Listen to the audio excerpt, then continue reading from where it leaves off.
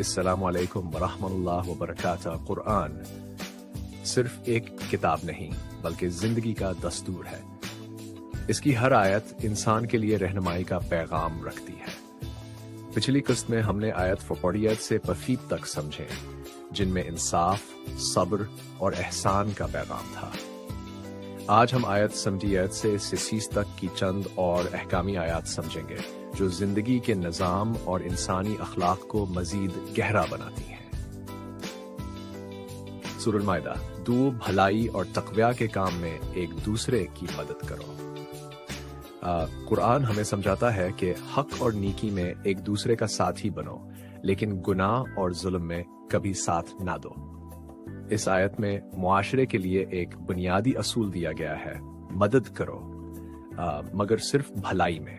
آیت بیچیدہ سورہ نور، جنسا اپنے گھر کے سوا دوسرے کے گھر میں اجازت لیے بغیر مت جاؤ۔ یہ آیت ادب اور تہذیب کا سبق دیتی ہے۔ اسلام ہمیں دوسروں کی پرائیویسی اور عزت کا احترام کرنا سکھاتا ہے۔ دستک دینا، اجازت لینا، یہ انسانیت اور ایمان دونوں کا حصہ ہے۔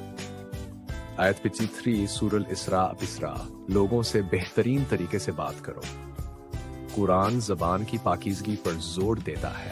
کلام سے دل جیتنے والے لوگ اللہ کے نزدیک مقبول ہوتے ہیں۔ زبان میں چھپا ہے انسان کا اصلی اخلاق۔ آیت 52 سورۃ البقرہ، اپنے ہاتھوں سے اپنی تباہی میں نہ پڑو۔ قرآن ہمیں یہ سمجھاتا ہے کہ اپنے اعمال سے اپنی زندگی کو نقصان نہ پہنچاؤ، چاہے وہ گناہ سے ہو یا لاپرواہی سے۔ اپنی جان، مال اور ایمان کی حفاظت کرو۔ آیت 55 سورۃ الاعراف 55، اپنے رب سے نرمی اور چھپ کر دعا کرو۔ اللہ ان دعاؤں کو پسند کرتا ہے جو دل سے اور اخلاص سے کی جاتی ہیں۔ دکھاوا اور ریا سے دور رہ کر دعا کرنا ایک مومن کی اصل شان ہے۔ آیت 36 سورۃ الحجرات، ادھر ایک دوسرے کا مذاق مت اڑاؤ، نہ آپس میں تانا دو۔ قرآن انسانی عزت کا سب سے بڑا محافظ ہے۔ مذاق اڑانا، تانا دینا یا کسی کو نیچا دکھانا، یہ سب گناہ ہے۔ جو دوسروں کا دل توڑتا ہے وہ اپنا عمل برباد کرتا ہے۔ پوچھو ان سے جو علم رکھتے ہیں اگر تم نہیں جانتے۔ یہ آیت علم اور تعلیم کی بنیاد ہے۔ قرآن ہمیں علم حاصل کرنے اور اہل علم سے سیکھنے کا حکم دیتا ہے۔ جو سیکھنے سے شرماتا ہے وہ زندگی بھر اندھیرے میں رہتا ہے۔ آیت 45 سورۃ الاحزاب،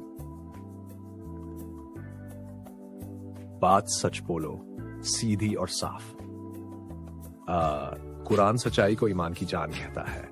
سچا انسان وہ ہے جس کا دل اور زبان دونوں پاک ہوں۔ سچائی سے ہی زندگی میں برکت آتی ہے۔ آیت 59 سورہ آل عمران، دوسر صبر کرو، صبر میں سب سے آگے رہو اور اللہ سے ڈرو۔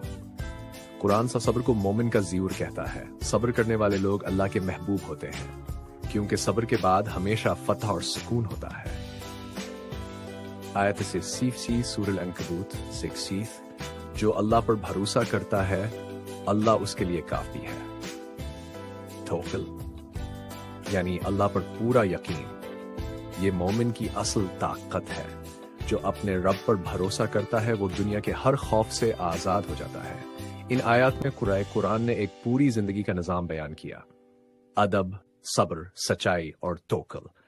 اگر ہم ان پر عمل کریں تو ہماری دنیا اور آخرت دونوں روشن ہو جائیں۔